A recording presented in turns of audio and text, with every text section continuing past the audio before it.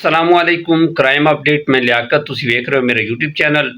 बहावल नगर दे विच एक बड़ा अफसोसनाक वाक़या होया है जिस दी जितनी मजम्मत की जाए कम है कि एक सफाक ने अपनी बीवी दा गला दबा के फिर उस दे पूरे वजूद ते पेट्रोल छिड़क के उसनू आग लगा दी और उस दी मौके ते हलाकत हो गई। इस कार्रवाई तो बाद पुलिस मौके ते पहुंच गई और पूरे इलाके दे विच खौफ व हरास फैल गया। इस वाक़े दा मुकम्मल तफसील दे नाल तुहाडे नाल डिस्कस करांगे। इस तो पहले साडे इस चैनल नूं सबसक्राइब करो, बैल आइकन बटन नूं प्रेस करो। दोस्तों, इस वीडियो नूं लाइक लाजमी करिया है और कमेंट दे विच इस वाक़े दा इज़हार ख्याल लाजमी करिया है। बहावल नगर नवाई इलाके दे विच एक पिंड है टोबा कलंदर शाह। ये लर्ज़ाखेज़ वाक़या इस पिंड दे विच होया है कि मकतूला नसरीन बीबी इस दा नां सी और एक बच्ची दी मां सी। इस दी शादी नूं तकरीबन 10 साल हो गए सी। साजिद ने और नसरीन ने पसंद दी शादी कीती आई और पहले बड़ी हंसी खुशी इन्हां दा वक़्त गुजरिया है। साजिद एक मजदूरी करदा है, ज़्यादा उसदे कोल वसाइल नहीं सी अपनी बीवी नूं खुश रखण दे और नाल ही नोक झोक घर दे विच थोड़ी बहुती लड़ाई झगड़ा रहिंदी सी और साजिद अपनी बीवी ते शक करदा, अपनी बीवी दे किरदार ते शक करदा है सी। इन्हां दी काफ़ी इसे मौजू ते लड़ाई रहिंदी सी और कई बार इस तरह होया है कि साजिद ने अपनी बीवी ते हथ उठाया है, उसनू इन्हें मारिया।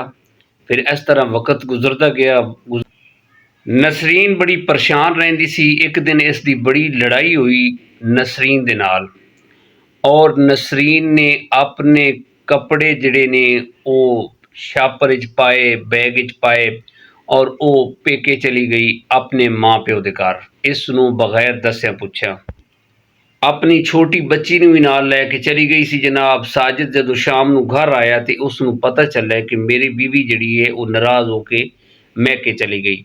इसने उसनू फ़ोन करने शुरू कर दिते। कुछ दिन तो बाद वो राज़ी हो गई घर आउण ते। ये उसनू घर ले आया, बड़े बहाने इन्हें लाए और उसनू ख्याली सब्ज़ बाग दिखा के फिर एक बारी लैके आया जनाब। और इसने अपनी भाई दे नाल इहदी कमिटमेंट ऐसी, उसदी मुशावरत दे नाल इन्हें वारदात कीती है। जदों उसनू घर लैके आया है तो इसने अपने भाई दी मदद दे नाल उसदा गला दबाया और वो बेचारी बड़ी मिन्नतां करदी रही और इस दे अगे खुदारा मैनू माफ़ कर दे या मैनू एक बारी छड़ दे। उन्हें बड़े तरले कीते ने, इस सफाक नूं ज़रा रहम नहीं आया। इस दे भाई ने और इसने जनाब उसका गला दबाया, फिर उसके पूरे जिस्म ते पेट्रोल छिड़क के उसनू आग लगा दी जनाब। वो बेचारी इसे कश मकश दे विच झुलसी के जनाब वो अल्लाह नूं प्यारी हो गई, उसकी हलाकत हो गई और ये सफाक और इसका भाई जनाब मौके ते फरार हो गए। इलाके दे विच कोहराम मच गया और बंदियां दे अंदर इतना एक डर पैदा हो गया कि उन्हां कोलू देखा नहीं गया। 15 ते कॉल हुई और पुलिस बर वक्त पहुंची और SHO साहब ने कार्रवाई शुरू कर दी। इस साजिद के खिलाफ और इसके भाई के खिलाफ FIR कट्टी गई और मकतूला नसरीन की जी डेड बॉडी है पोस्टमार्टम लई हॉस्पिटल भेज दी, जिहड़ा डिस्ट्रिक्ट हॉस्पिटल है। पोस्टमार्टम और मुकम्मल तफ्तीश जी होएगी उस तो बाद जिहड़ा ना मजीद जी पेशरफ्त है वो सामने आएगी और मुलजिम साजिद नूं गिरफ्तार कर लिया गया है और डिस्ट्रिक्ट DPO कामरान असगर साहब ने इस वाक़े का नोटिस लिता है और मुलजमान के खिलाफ सख्त से सख्त कार्रवाई करने के आर्डर जारी किए हैं।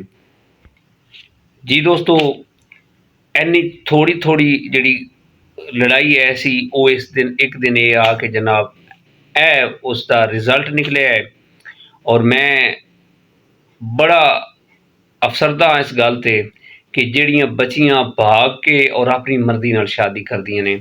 पसंद की शादी का यह रिजल्ट निकलिया जे वालिदैन की मर्जी दे नाल अगर शादी होंदी तो वो विच इनवॉल्व होंदे, जामिन होंदे, लेकिन इसने बड़ी ਬਹੁਤ ਬੇਰਹਿਮੀ ਦੇ ਨਾਲ ਉਸ ਨੂੰ ਮਾਰਿਆ ਹੈ।